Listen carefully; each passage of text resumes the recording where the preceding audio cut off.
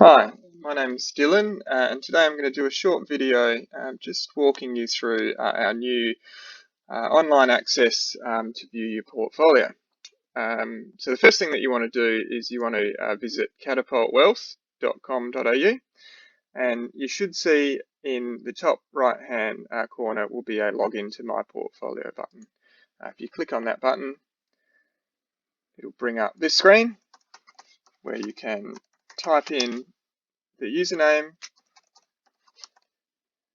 and password that we've given you, and hopefully when you click login,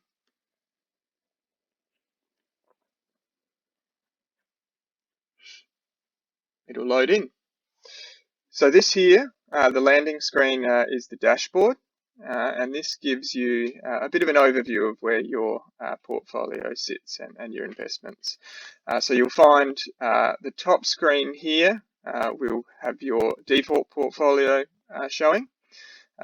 This may or may not be all your assets. If you scroll down, you can see here your various portfolios. So in this example, we've got a self-managed super fund, and we've also got a couple of accounts here that are directly under yourself.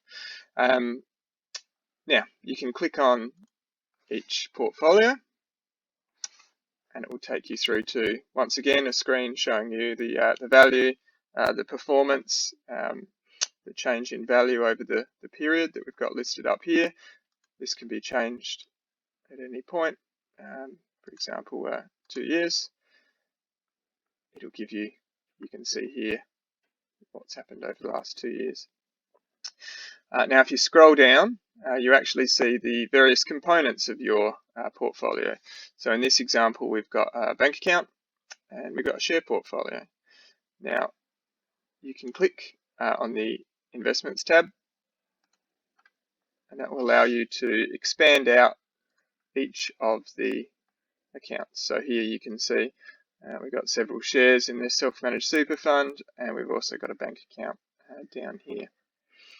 And that will apply, if I go home to all portfolios, you can see here we just did the self-managed super fund. If you've got other portfolios under different entities, you simply click on those. It'll bring up a similar performance screen, and once again we can change the performance period there. And then of course we scroll down, click on investments, and we can click into each of the portfolios. For example, here we've got a MLC account with a couple of shares. We've got another account here and an investment account up here. In addition to the investments with your cost value, the units, the market value, and the performance in terms of capital gain, we can also click on some of these other tabs here just to give some breakdowns of, for example, this one here is your asset classes, where each of your portfolios is invested, whether it's in cash, fixed interest, equities, and you can see the breakdown here. There's also sector breakdowns and a few other things you can explore down there. The final tab here shows your transactions. So this here will show, for example, we've got a distribution, so that's a dividend. We've also got purchases, things like that on there. If you go back to accounts, and if we go back to the self-managed super fund, and if we were to click on the bank account, we can actually go here and we can see transactions. So this allows you to see, for example, here on the 22nd of the 1st, there was an ASIC fee for $235 that's come out of the bank account. We can also see here $10,000, so that was a purchase of National Bank shares. So for this account, if you go up the top here, click back onto the self-managed super fund, you can actually see under the share portfolio transactions, you can actually see the purchase of NAB. So between the bank account and the portfolio, you can see the various transactions. You click on investments and it will take you back and you can see the investments that you have there.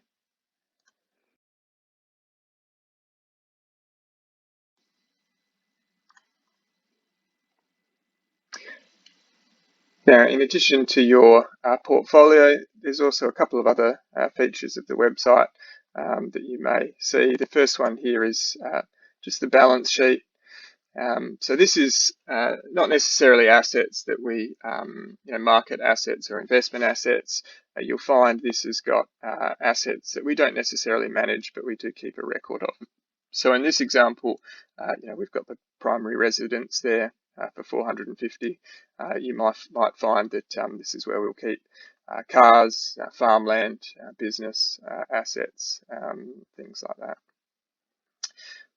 Also, if you go into the top corner here, we've got a few options in terms of changing your password. So if you click change your password, you can enter the old password we gave you, put in a new password here and confirm. We've also got options to view your personal details. So this is just some basic details that we have on record for you, and it may be just worth checking in from time to time, the home phone, email address, things like that, making sure that they're correct. And finally, when you're done, there's a log out button here.